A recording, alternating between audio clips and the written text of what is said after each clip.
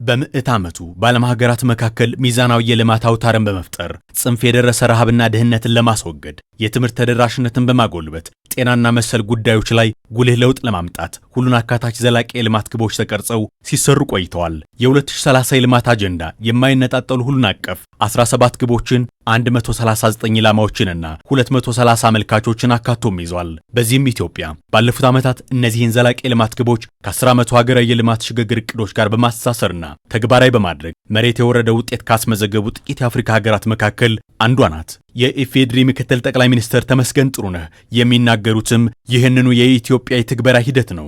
ይህን በትግበራ ላይ የሚገኘውን የዘላቂ ልማት አጀንዳ የሀገራችንን ተጨባጭ ሁኔታ ከግምት ውስጥ በማስገባት ተፈጻሚ ለማድረግ በዓለም አቀፍ ደረጃ በተገባው ቃል መሰረት አጀንዳውን በባለቤትነት በመያዝ የአመራርና የማስተባበር ሚና በመጫወት የዘላቂ ልማት ግቦችን ከሀገሪቱ የ10 ዓመት የረጅም ጊዜ የልማት እቅድ ጋር በግብ በኢላማና አመላካች ደረጃ ሙሉ በሙሉ እንዲተሳሰሩ በማድረግና ከሁለተኛው የሀገር በቀል የኢኮኖሚ ሪፎርም እንዲሁም ከ3 ዓመቱ የልማትና ኢንቨስትመንት እቅድ ጋር እንዲተሳሰሩ በማድረግ እየተተገበረ ይገኛል።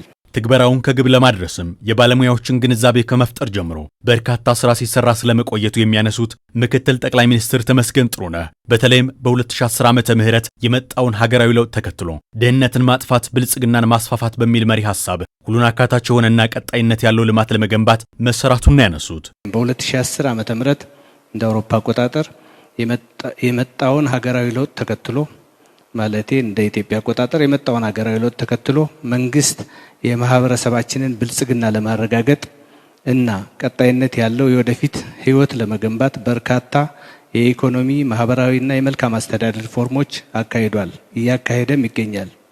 እነዚህ የሪፎርም ስራዎች የዘላቂ ልማት ግቦች ከመተግበር አንጻር የበለጠ አቅም ፈጥረዋል።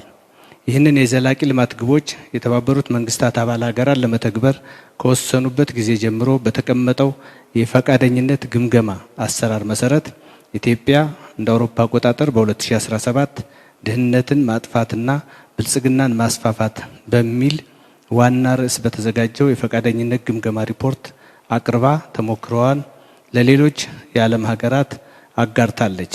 የፕላንና ልማት ሚኒስትር ዶክተር ፍጹም አሰፋ በበኩላቸው ኢትዮጵያ በልማት ግቡ ትግበራ ቃል ኪዳን መሰረት ኃላፊነት ወስዳ እየሰራች እንደሆነ ተናግረዋል። በዚህም በስንዴ ልማት የሌማት ትሩፋትና ሌሎች ኢኒሼቲቮችን በመቅረጽ እንዲሁም በመተግበር ድህነትን ታሪክ ለማድረግ ሀገሪቱ የተጓዘችበትን አዎንታዊ ርቀት ላብነት ጠቅሰዋል። የስንዴ ልማት፣ የሌማት ትሩፋት፣ አረንጓዴ አሻራ፣ ኢትዮጵያ ታምርት፣ የከተማ ኮሪደር ልማት፣ ትምህርት ለትውልድ ፕሮግራም የመሳሰሉትን በመቅረጽ በሁሉም አካባቢዎች እየተገበሩ ይገኛሉ።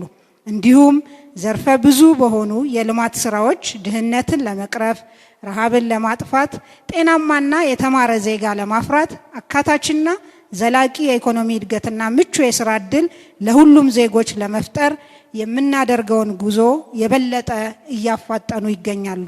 ለዚህም በዘንድሮ የፈረንጆቹ 2025 በሚካሄደው የፈቃደኝነት ብሔራዊ ግምገማ ላይ ኢትዮጵያ ለሶስተኛ ጊዜ ለማካሄድ ለተባበሩት መንግስታት ድርጅት ፈቃደኝነቷን ገልጻ ይሁንታን በማግኘት የሚመለከታቸውን አካላት በመሳተፍ ሪፖርቱን ስለማዘጋጀቷ ምክትል ጠቅላይ ሚኒስትር ተመስገን ጥሩነህ ያነሳሉ። በዚህም መሰረት ጤናማ ህይወትን ማረጋገጥና ድህነትን ለሁሉም በሁሉም የዕድሜ ክልል በማተኮር ዘላቂ የልማት ግቦችን አማክሎ የተዘጋጀ ስለመሆኑ አንስተዋል።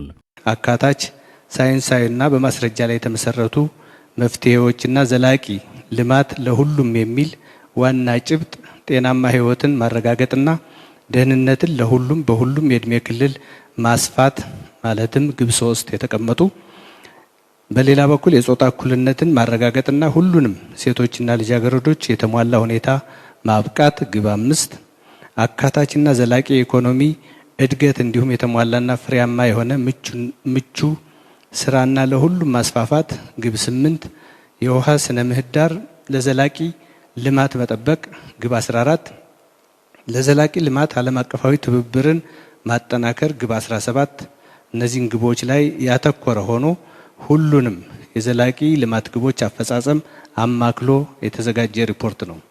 የ2025 የዘላቂ ልማት ፈቃደኝነትና ብሔራዊ ግምገማ ለ2030 የዘላቂ ልማት አጀንዳ ዘላቂ አካታች ሳይንሳዊና በማስረጃ ላይ የተመሰረቱ መፍትሄዎችንና ዘላቂ ልማት ለሁሉም በሚል ዋና ጭብጥ አዘጋጅታለች።